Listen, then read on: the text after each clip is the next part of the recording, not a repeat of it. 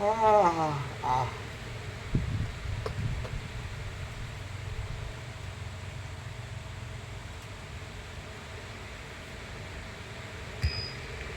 રામ બોલ્યા, હે મુનિ, આટલું બધું બ્રહ્માંડ રૂપ જે દ્રશ્ય છે તેમાં તેની પોતાની સત્તા નથી, પણ બ્રહ્મની જ સત્તા છે એમ આપે કહ્યું. પણ તે શી રીતે મનમાં ઉતરે? જેમ સરસવના પેટમાં મેરુ પર્વતનો સમાવેશ અસંભવિત છે, તેમ અત્યંત સૂક્ષ્મ એવા બ્રહ્મમાં જીવડો અંદર આવી ગયો. અહીંથી લઈ લો, પાછળ અહીંથી.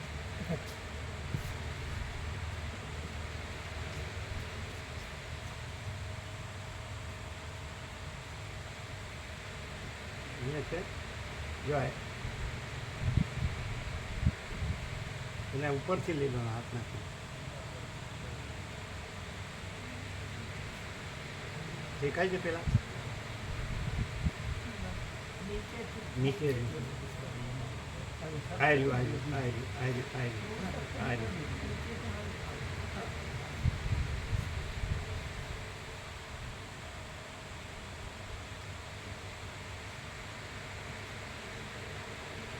પકડ્યું?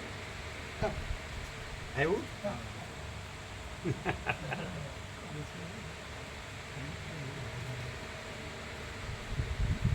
એ તો આવ્યું ત્યારે જ ખ્યાલ આવજો.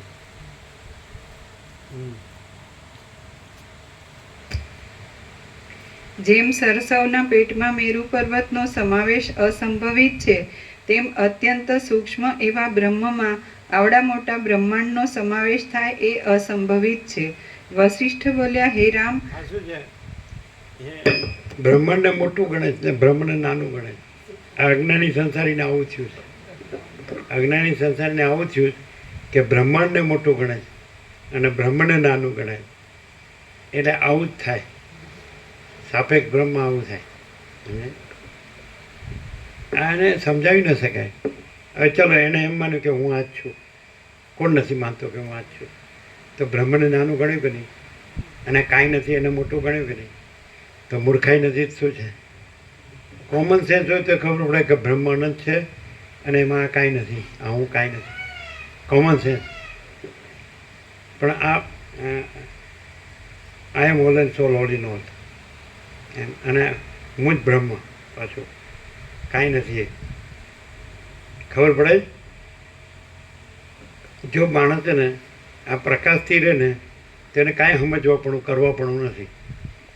સમજે? પરમ શાંતિ જ છે. શું કહે?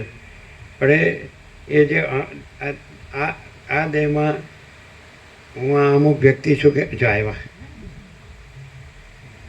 કે હું આ દેહમાં અમુક જીવ છું, આ બ્રહ્મને જે whole and soul, all and all માને છે એટલે એને શાંતિ નથી. કારણ કે એ ભ્રાંતિ, એ કાંઈ નથી એટલે શાંતિ નથી.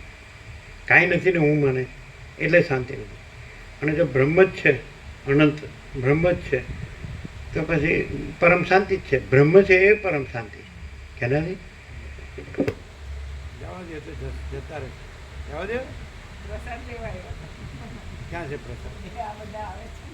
હા હા, એ ચોમાસામાં શરૂઆતમાં એ તો વોશરૂમમાં પણ બધી પેલી આવે છે, ઉદય આવે ને પાંખો આવે, પણ એ ક્ષણિક જ એનું આયુષ્ય હોય, પછી પડી જાય, પછી કાંઈ નહીં.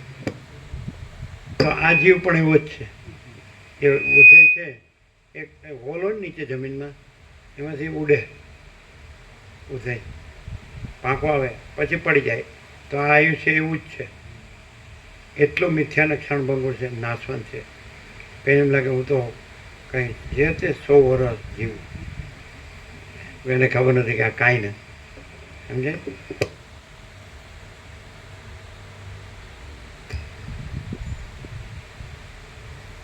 વાતના ગ્રંથિ શું કરે ખબર? જે સૌથી મોટું છે ને અનંતને પૂર્ણ, અજરામર અખંડ અવિનાશી અખંડ સચ્ચિદાનંદ, તો પરબ્રહ્મ તો એ કાંઈ નથી. અનંત નિરાકાર પરબ્રહ્મ આકાશ પ્રકાશ તો એ કાંઈ નથી. સમજાય? અને જે ખરેખર એટલે અનંત મહાસાગર કાંઈ નથી, પરપોટો સર્વસ્વ. હા, પરપોટો. અને સમજાય? એવું છે જ ને? અને જો કોમન સેન્સ હોય કોમન સેન્સ તો કે અનંત મહાસાગર જ છે, પરપોટો કાંઈ નથી. આ પરપોટો હું પરપોટો કાંઈ નથી, આ જગત પરપોટો કાંઈ નથી, અને અનંત બ્રહ્મ મહાસાગર જ છે.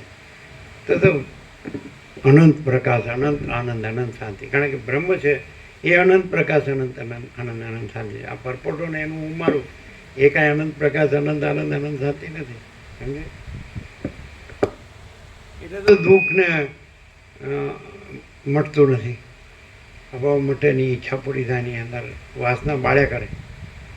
વાસના તો જીવતાય બાળે ને મરીને બાળે.